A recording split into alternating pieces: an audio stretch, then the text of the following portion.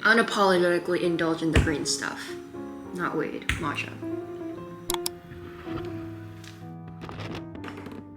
Welcome to the kitchen. You know, it really not bothers me. There's a word thing about being bilingual is that sometimes there are certain phrases or words in Korean or English, but more often than not it's Korean actually, because despite the fact that I'm a little bit more fluent in English, Korean language encompasses such a wide range of emotions. Sometimes I struggle to find the words to describe exactly how I'm feeling in English as opposed to Korean. It saddens me, it disappoints me. See, like those don't, sympathetic, it doesn't seem quite right either though. Anyways, it is one of my deepest sorrows. Yeah, let's settle with that. Whenever I hear someone who says that they hate matcha because it tastes like grass, there are so many cafes out there that will use the worst, disgusting culinary grade matcha that's green brown, kept in a non-airtight clear container, which oxidizes the shit out of your matcha and it accentuates all the bitter, grassy flavor that people claim to hate about matcha. You haven't had good matcha, trust me. And there's a reason why there's such a huge fan base of matcha. I am shamelessly part of it. So today we're making 2 matcha beverages because I'm just in the mood to put myself through that. So the first matcha drink we're making is my twist on the viral coconut cloud recipe that's going on.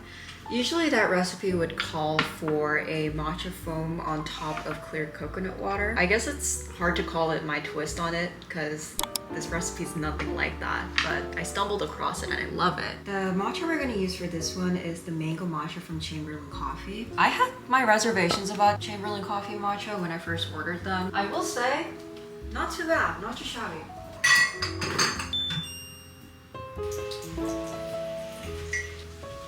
As always,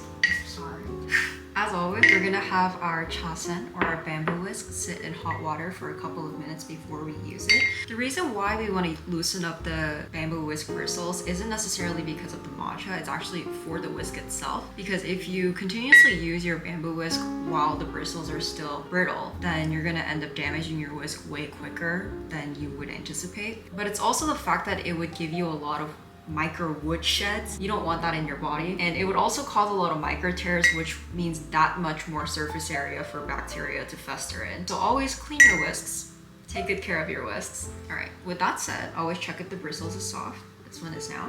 And I'm gonna take the water it's been sitting in actually. This is about 80 degrees Celsius, so just shy of boiling water. Okay, that went everywhere, but in the whatever, okay. As always, you want to use W motions when you're whisking up your matcha rather than circular motions, which is a little bit more intuitive, but the foamy layer on top forms a little bit more easily when you do it in W motions. And check for the foam layer. Beautiful, absolutely beautiful. Coconut milk. We're gonna take just a little bit of coconut milk, and this is full fat canned coconut milk. Full fat coconut milk. That tastes like straight up lard. I'm not even kidding. And I'm just gonna go ahead and take a spoonful or 2 or 3.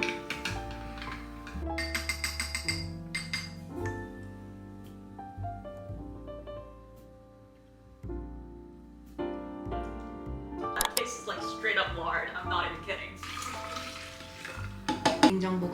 Okay, so I need to drink all of this within 3 days. Alright, so we're gonna whisk in the coconut milk in with our usucha. Wash your bamboo whisks right away, especially when you're dealing with dairy. Now it's time for assembly. Ice. This is Milky's. If you don't know what Milky's is, it's a milk flavored soda, which I know sounds ridiculous, but think yogurt, but in soda form. So we're using that instead of coconut water, which aesthetic wise kind of looks the same, I'm not gonna lie.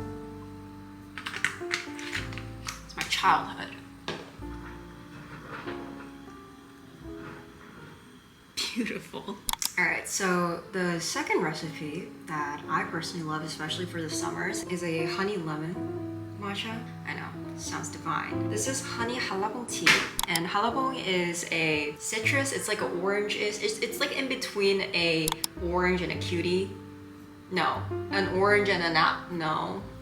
Halabong is halabong. It's a citrus. It's a type of citrus. And Jeju Island of Korea is very famous for its cultivation of halabong. And this is basically halabong preserved in a lot of honey. So we're gonna use this to make our honey lemon matcha. Or maybe I misspoke. My honey halabong matcha, I guess. But this time we're gonna use the Fujinoshiro matcha from Nakamura Tokichi. Fuck. Yeah, wherever that, there. Yeah, great. Underrated matcha brand in my opinion. So same thing, take your chashi, scoop 2 scoops, about 2 grams, into your matcha bowl. That aside. Oh. This is just the slightest bit of hot water to dissolve this concentrated.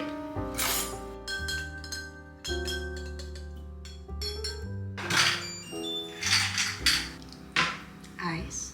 Best part, look.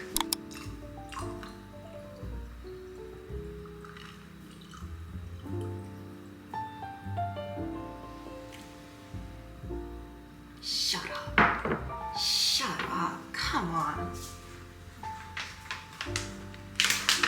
There's some dried mandarins. Perfect little garnishes.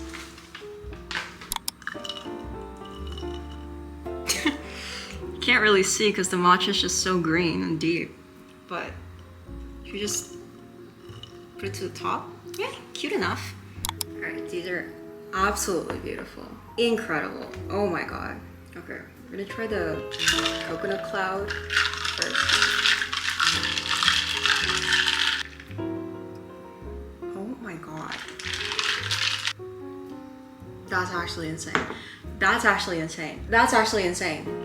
I think that may be my summer drink for the rest of the summer at least, unless this tops that, which it might, honestly, from the looks of it.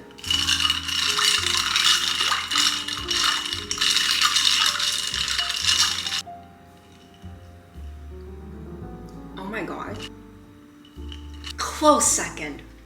Close second. It's just, that was just so divine. That was just incredible. Absolutely incredible. Definitely a close second. The halabong tea preservative had like chunks of sweet halabong in the tea, so that's really coming through. So I will say the tea kind of really overpowers the matcha, so I'm just a little bit confused on like what I'm drinking right now. It's still really gas. I feel like if I were to make this again, I would make it with koicha, which is thicker matcha, so the matcha flavor actually comes through a little bit more. This, girl, is the most intricately beautiful balance between the heaviness of the coconut milk paired with the refreshment of the soda. Is absolutely incredible. Oh my god. Oh my god. Anyways, happy summer.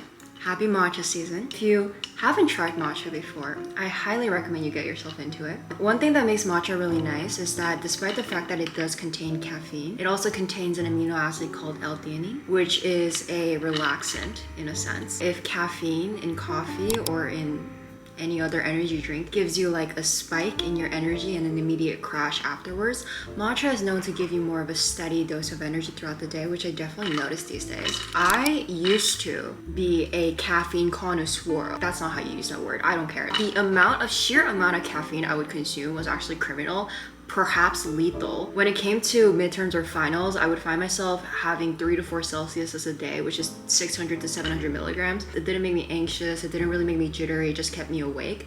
So I used to do that all the time for the past couple of years. And then I recently had a comprehensive health checkup, which included an endoscopy. My esophageal sphincter was absolutely fucked. And if you don't know what that is, it's the valve at the end of your esophagus where your food goes down that pinches and opens to let food into your stomach or purge it back up. I don't know what you're swallowing. My sphincter was so freaking swollen, and apparently it was from all the caffeine and coffee that I was consuming. And I was like, okay, it's time to make a change. I've always really liked matcha, but it's never really been my constant source of energy. Now it is. and I've completely weaned myself off of coffee. Now the coffee that I do drink is always decaf because I still really do enjoy the taste of caffeine. Not caffeine, coffee. Matcha has a lot of health benefits. It's rich in so many other things that if you're curious to know about it, I could literally talk about it for hours. Unapologetically indulge in the green stuff. Not weed, matcha.